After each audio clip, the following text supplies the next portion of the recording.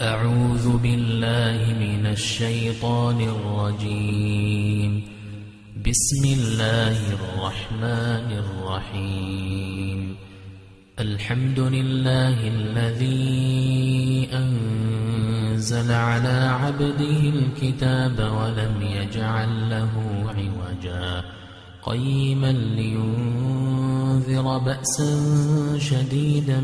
من لدنه ويبشر المؤمنين الذين يعملون الصالحات أن لهم أجرا حسنا ماكثين فيه أبدا وينذر الذين قالوا اتخذ الله ولدا ما لهم به من علم ولا لآبائهم كبرت كلمة تخرج من أفواههم إن يقولون إلا كذبا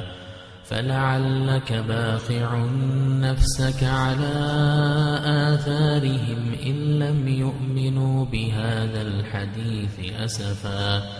إنا جعلنا ما على الأرض زينة لها لنبلوهم أيهم أحسن عملا وإنا لجاعلون ما عليها صعيدا جرزا أم حسبت أن أصحاب الكهف والرقيم كانوا من آياتنا عجبا إذ أوى الفتية إلى الكهف فقالوا ربنا آتنا من لدنك رحمة وهيئ لنا من أمرنا رشدا فضربنا على آذانهم في الكهف سنين عددا ثم بعثناهم لنعلم أي الحزبين أحصى لما لبثوا أمدا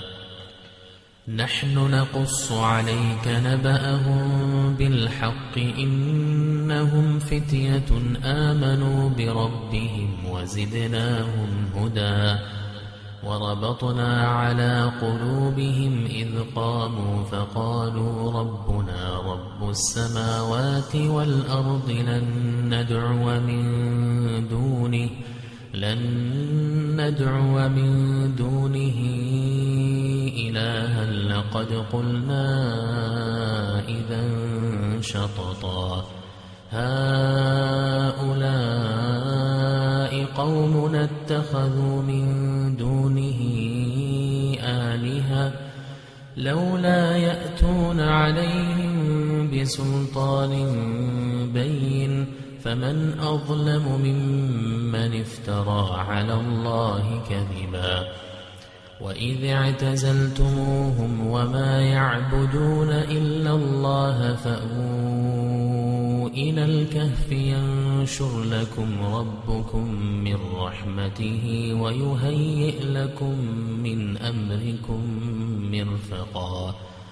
وترى الشمس إذا طلعت تزاور عن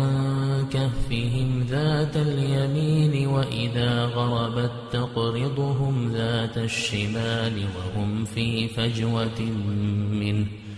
ذلك من آيات الله من يهد الله فهو المهتد ومن يضلل فلن تجد له وليا مرشدا وتحسبهم أيقاظا وهم رقود ونقلبهم ذات اليمين وذات الشمال وكلبهم باسط ذراعيه بالوصيد لو اطلعت عليهم لوليت منهم فرارا ولملئت منهم رعبا وكذلك بعثناهم ليتساءلوا بينهم قال قائل منهم كم لبثتم قالوا لبثنا يوما أو بعض يوم قالوا ربكم أعلم بما لبثتم فابعثوا أحدكم بورقكم هذه إلى المدينة فلينظر أيها أزكى طعاما فليأتكم برزق منه وليتلطف ولا يشعرن بكم أحدا إنهم إن يظهروا عليكم يرجموكم أو يعيدوكم في ملتهم ولن تفلحوا إذا أبدا وكذلك أعثرنا عليهم ليعلموا أن وعد الله حق وأن الساعة لا ريب فيها إذ يتنازعون بينهم أمرهم فقالوا ابنوا عليهم بنيانا ربهم أعلم بهم قال الذين غلبوا على أمرهم لنتخذن عليهم مسجدا سيقولون ثلاثة رابعهم كلبهم ويقولون خمسة سادسهم كلبهم رجما بالغيب ويقولون سبعة وثامنهم كلبهم قل ربي أعلم بعدتهم ما يعلمهم إلا قليل فلا تمار فيهم إلا مراء ظاهرا ولا تستفت فيهم منهم أحدا ولا تقولن لشيء إني فاعل ذلك غدا إلا أن يشاء الله واذكر ربك إذا نسيت وقل عسى أن يهديني ربي لأقرب من هذا رشدا ولبثوا في كهفهم 300 سنين وازدادوا 9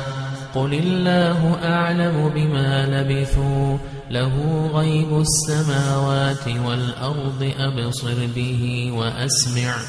ما لهم من دونه من ولي ولا يشرك في حكمه أحدا واتل ما أوحي إليك من كتاب ربك لا مبدل لكلماته ولن تجد من دونه ملتحدا واصبر نفسك مع الذين يدعون ربهم بالغداة والعشي يريدون وجهه ولا تعد عيناك عنهم تريد زينة الحياة الدنيا ولا تطع من أغفلنا قلبه عن ذكرنا واتبع هواه وكان أمره فرطا وقل الحق من ربكم فمن شاء فليؤمن ومن شاء فليكفر إنا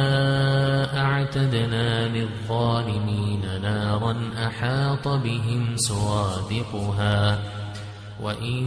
يستغيثوا يغاثوا بماء كالمهل يشوي الوجوه بئس الشراب وساءت مرتفقا إن الذين آمنوا وعملوا الصالحات إنا لا نضيع أجر من أحسن عملا أولئك لهم جنات عدن تجري من تحتهم الأنهار يحلون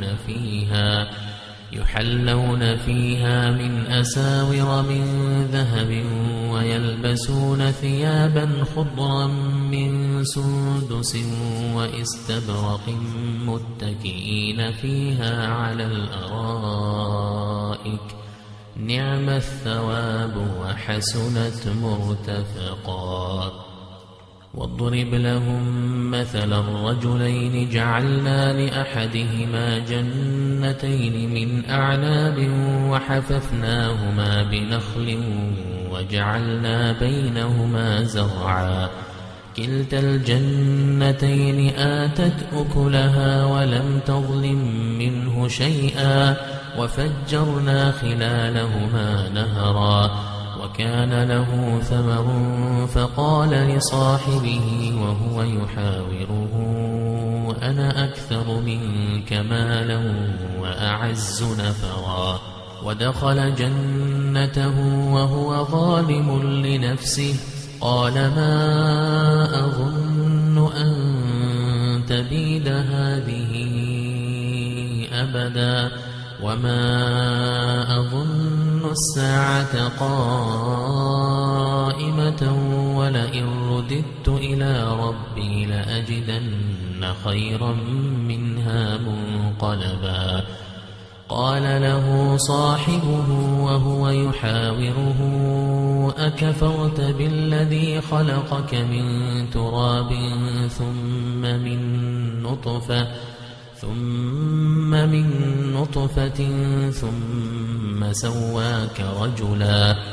لكن هو الله ربي ولا أشرك بربي أحدا ولولا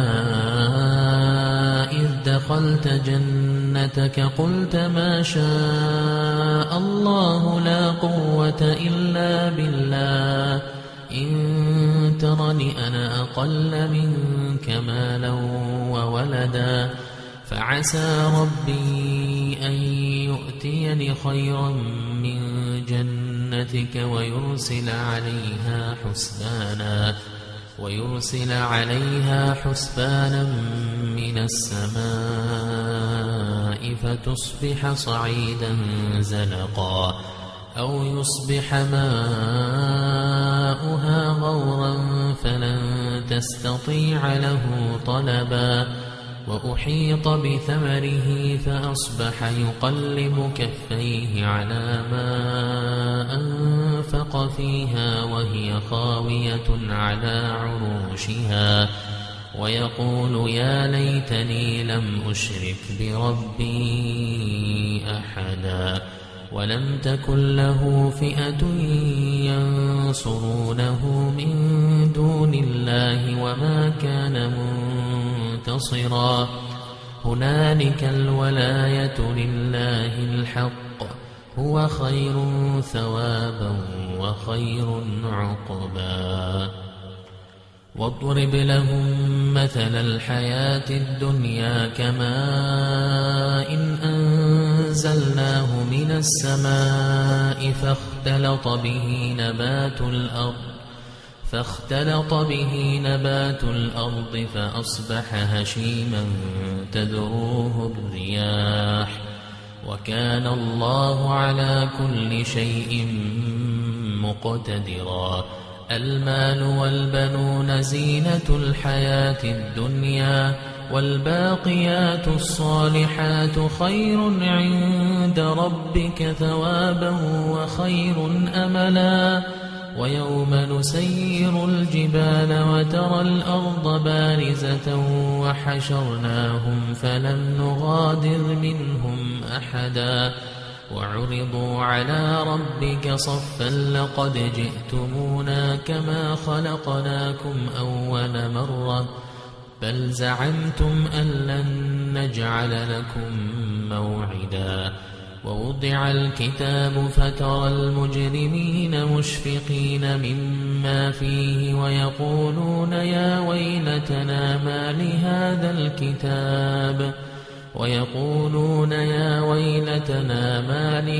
الكتاب لا يغادر صغيرة ولا كبيرة إلا أحصاها ووجدوا ما عملوا حاضرا ولا يظلم ربك أحدا وإذ قلنا للملائكة اسجدوا لآدم فسجدوا إلا إبليس كان من الجن ففسق عن أمر ربه أفتتخذونه وذريته أولياء من دوني وهم لكم عدو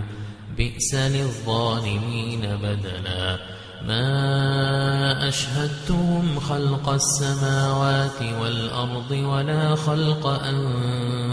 أنفسهم وما كنت متخذ المضلين عضدا ويوم يقول نادوا شركائي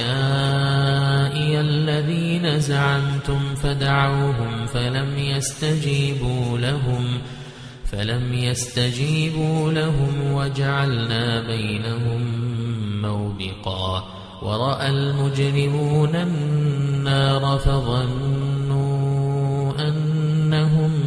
مواقعوها ولم يجدوا عنها مصرفا ولقد صرفنا في هذا القرآن للناس من كل مثل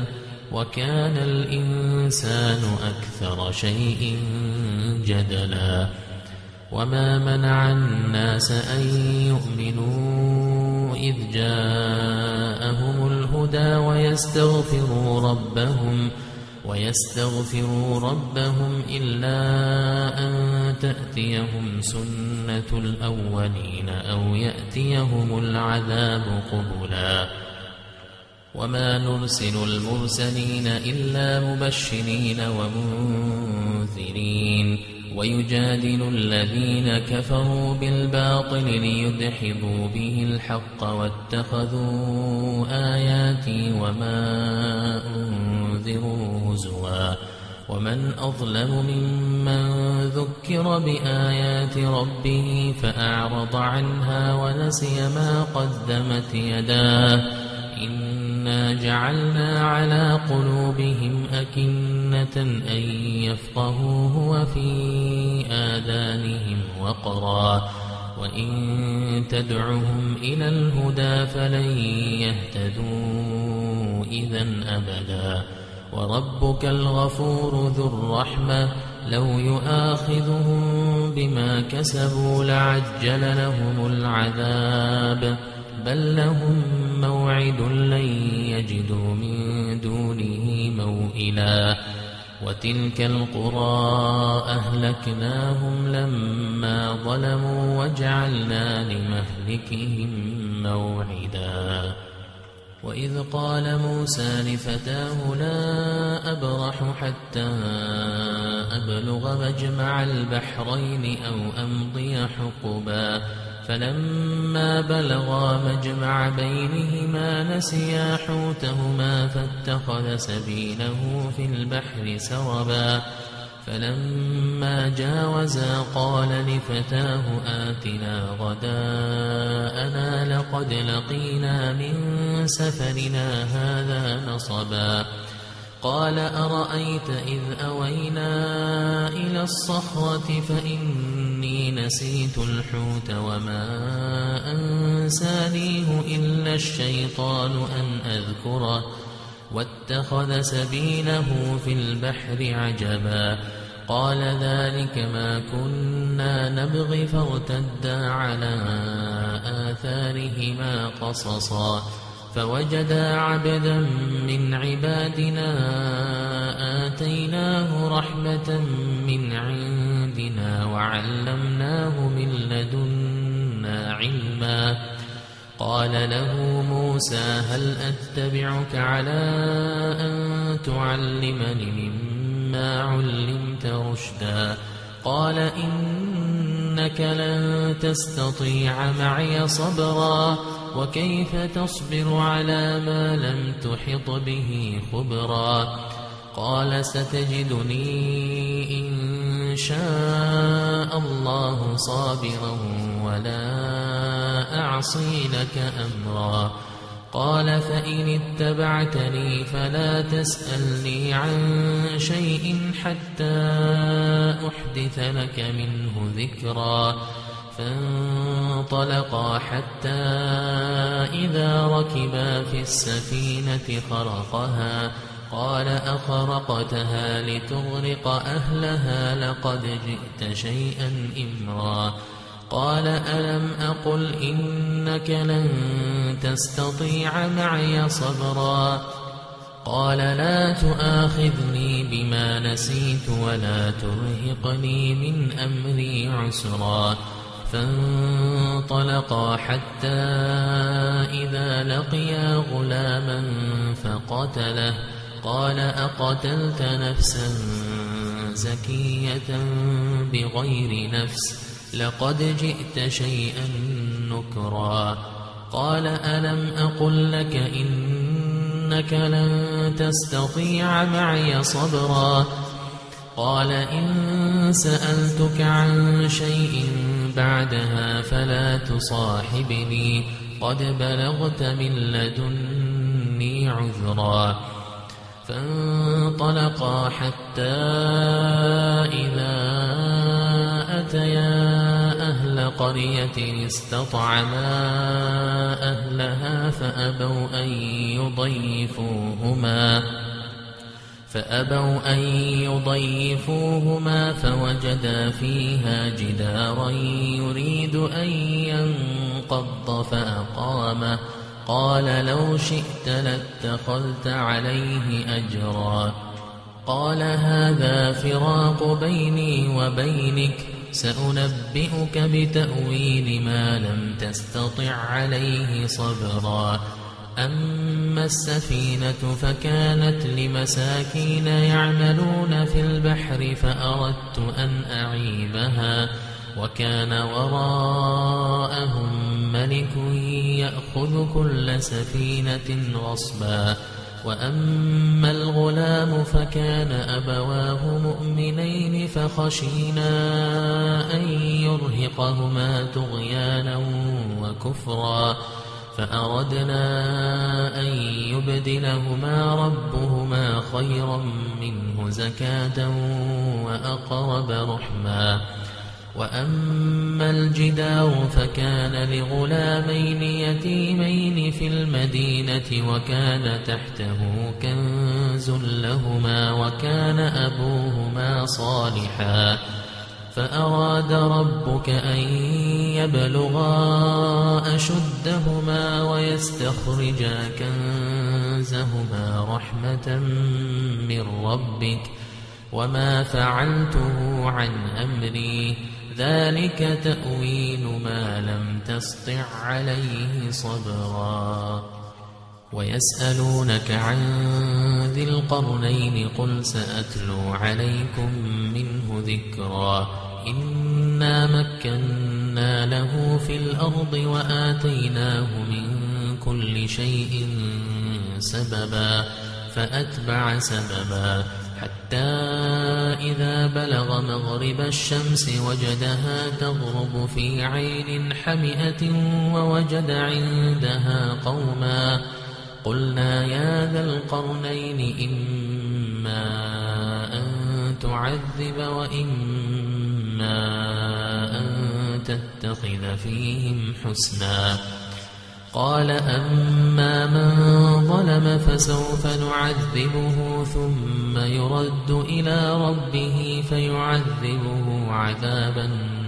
نكرا وأما من آمن وعمل صالحا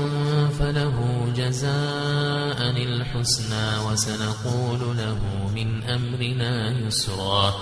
ثم أتبع سببا حتى إذا بلغ مطلع الشمس وجدها تطلع على قوم لم نجعل لهم من دونها سترا كذلك وقد أحطنا بما لديه خبرا ثم أتبع سببا حتى إذا بلغ بين السدين وجد من دونهما قوما لا يكادون يفقهون قولا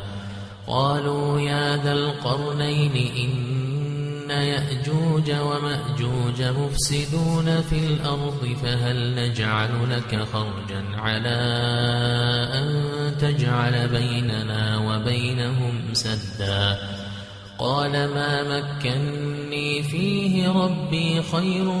فأعينوني بقوة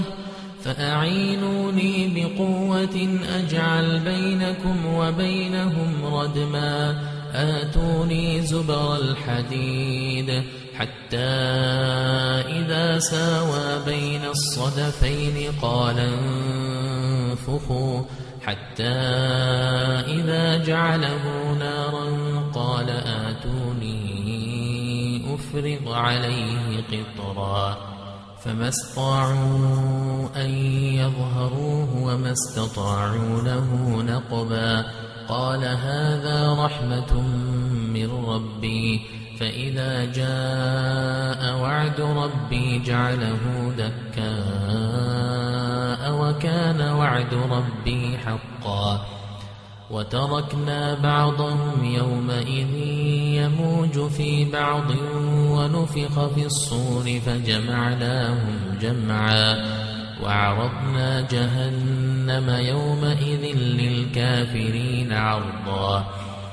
الذين كانت أعينهم في غطاء عن ذكري وكانوا لا يستطيعون سمعا أفحسب الذين كفروا أن يتخذوا عبادي من دوني أولياء إنا أعتدنا جهنم للكافرين نزلا قل هل ننبئكم بالأخسرين أعمالا الذين ضل سعيهم في الحياة الدنيا وهم يحسبون أنهم يحسنون صنعا أولئك الذين كفروا بآيات ربهم ولقائه فحبطت أعمالهم فلا نقيم لهم يوم القيامة وزنا ذلك جزاؤهم جهنم بما كفروا واتخذوا آياتي ورسلي هزوا إن الذين آمنوا وعملوا الصالحات كانت لهم جنات الفردوس نزلا خالدين فيها لا يبغون عنها حولا قل لو كان البحر مدادا لكلمات ربي لنفد البحر قبل أن تنفد كلمات ربي ولو جئنا بمثله مددا قل إنما أنا بشر مثلكم يوحى إلي أنما إلهكم إله واحد فمن كان يرجو لقاء ربه فليعمل عملا صالحا ولا يشرك بعبادة ربه أحدا.